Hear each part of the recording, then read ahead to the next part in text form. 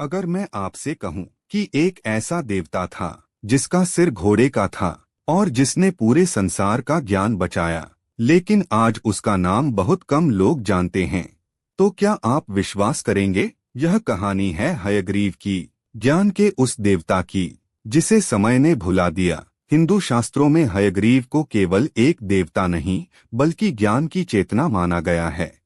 वे ऐसे दिव्य स्वरूप हैं जो वाणी, बुद्धि और वेदों के संरक्षण के प्रतीक हैं। जब संसार में अज्ञान का अंधकार फैलता है, तब ज्ञान को बचाने के लिए जिस शक्ति का प्राकट्य होता है, वही शक्ति हयग्रीव कहलाती है। हय का अर्थ है घोड़ा और ग्रीव का अर्थ है गर्दन। इस प्रकार हयग्रीव का स्वरूप घोड़े के मुख वाले देवता के रूप में वर्णित किया गया है। लेकिन यह स्वरूप किसी भय या विचित्रता का प्रतीक नहीं है, बल्कि इसके पीछे एक अत्यंत गहरा दार्शनिक अर्थ छिपा हुआ है। शास्त्रों के अनुसार घोड़ा वेग, स्मरण शक्ति और प्राण ऊर्जा का प्रतीक माना जाता है। वैदिक काल में घोड़े को ज्ञान का वाहक समझा जाता था, क्योंकि वह तेजी से गंतव्य तक पहुंचता है। ठीक वैसे ही जैसे सच्चा ज्ञान तुरंत अज्ञान को चीर देता है। हयग्रीव का घोड़े का मुख यह दर्शाता है कि ज्ञान कभी रुकता नहीं, वह निरंतर प्रवाहित होता रहता है। इसके साथ ही घोड़ा वाणी की शुद्धता का भी प्रतीक है।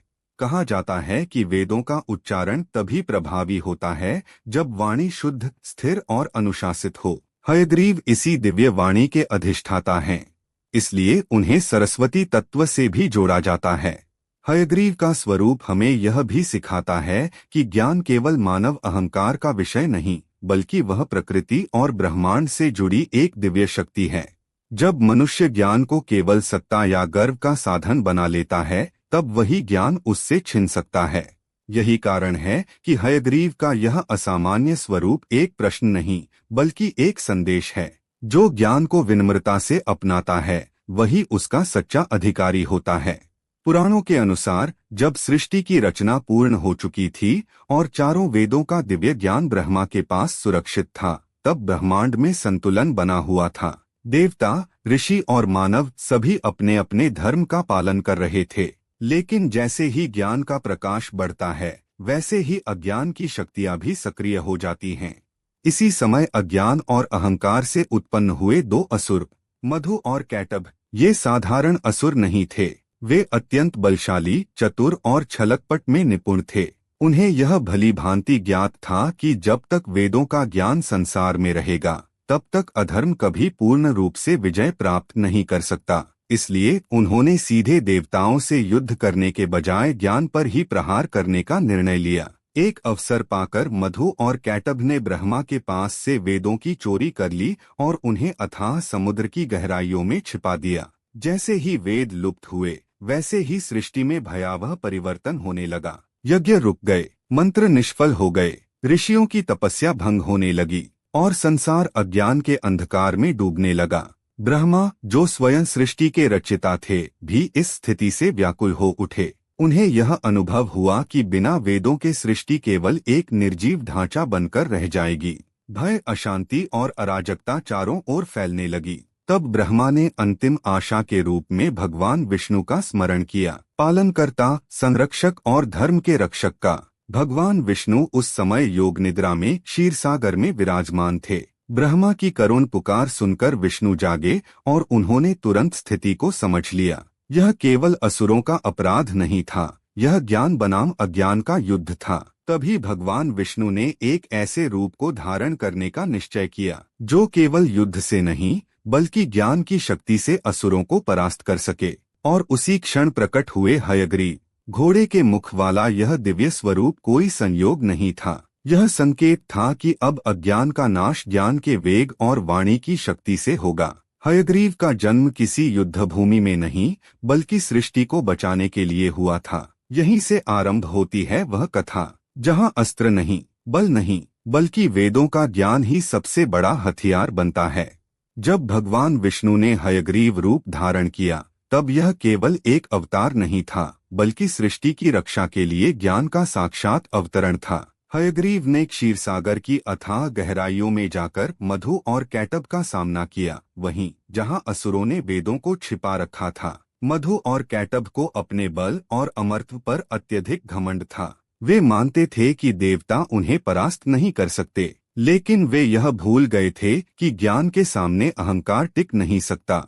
हयग्रीव ने उनसे कोई दीर्घ युद्ध नहीं किया। शास्त्रों में वर्णन आता है कि उनकी वाणी में निहित वेद मंत्रों की ध्वनि ही असुरों के लिए असहनीय बन गई। जैसे ही हयग्रीव ने दिव्य शब्दों का उच्चारण किया, असुरों की शक्ति क्षीण होने लगी। अंततः मधु और कैटब का वध हुआ और अज्ञान की वह दीवार टूट गई जिसने सृष्टि को अंधकार में डुबो रखा था। हयग्रीव ने समुद्र से वेदों को पुनः प्राप्त किया और उन्हें आदरपूर्वक ब्रह्मा को सौंप दिया। उसी क्षण संसार में फिर से प्रकाश फैल गया। यज्ञ पुनः आरंभ हुए, मंत्रों में प्रभाव लौटा और धर्म ने अधर्म पर विजय प्राप्त की। यहीं से हयग्रीव कहलाए ज्ञान के रक्षक, शिक्षा के देवता।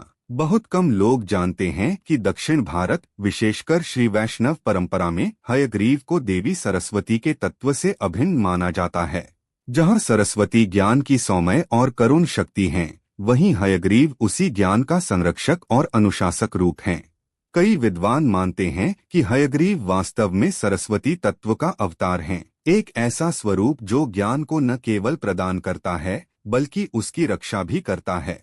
इसी कारण विद्यार्थी परीक्षा से पहले, विद्वान शास्त्राध्ययन के समय, संस्कृत पंडित वेद पाठ से पूर्व आज भी हयग्रीव की उपासना करते हैं।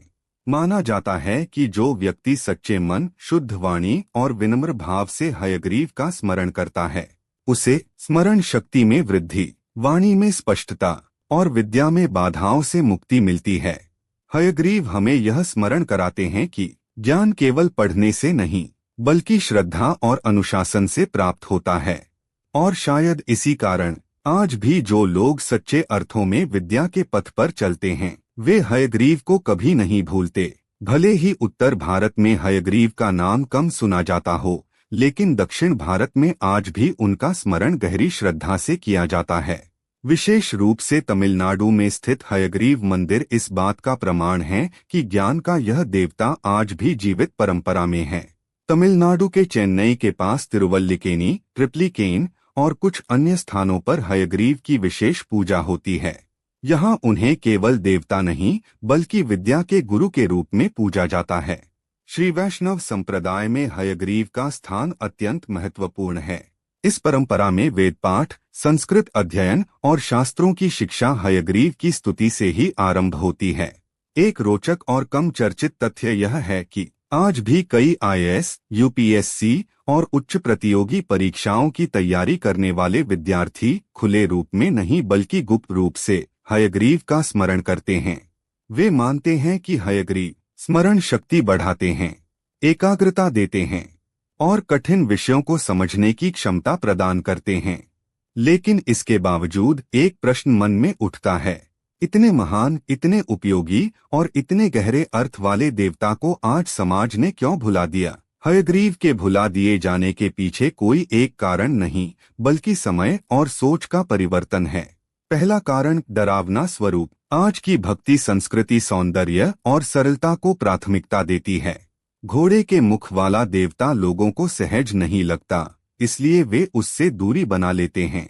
दूसरा कारण लोकप्रिय कथाओं में कम जिक्र। रामायण और महाभारत जैसी कथाओं में जहां भावनात्मक नायक खलनायक हैं, वहीं हयग्रीव की कथा दार्शनिक है। वह रोमांच नहीं बल्कि बुद्धि की मांग करती है। तीसरा कारण कलियुग में त्वरित भक्ति की चाह। आज लोग ऐसी भक्ति चाहते हैं जो तुरंत फल दे। हयग्रीव का मार्ग धैर्य, अनुशासन और निरंतर अध्ययन का है, जो कलियुग की अधीर मानसिकता से मेल नहीं खाता। चौथा कारण ज्ञान से ज्यादा चमत्कार की मांग। आज देवता से प्रश्न यह नहीं पूछा जाता कि मैं क्या बनूं, बल्कि यह पूछा जाता है कि मुझे क्या मिलेगा। हयग्रीव चमत्कार नहीं, चेतना देते हैं और शायद यही कारण है कि उन्हें भुला दिया गया। लेकिन सच यह है, जिस समाज में ज्ञान का देवता भुला दिया जाए, वहाँ अज्ञान सबसे बड़ा शासक बन जाता है। और शायद हयग्रीव की कथा हमें यही चेतावनी देने आई थी। जिस देवता ने हमें सोचने की शक्ति दी, उसी को हमने भुला दिया। शायद इसीलिए आज ज्ञान होते हुए भी हम अंधे हैं। हयग्रीव केवल देवता नहीं, वो चेतावनी हैं।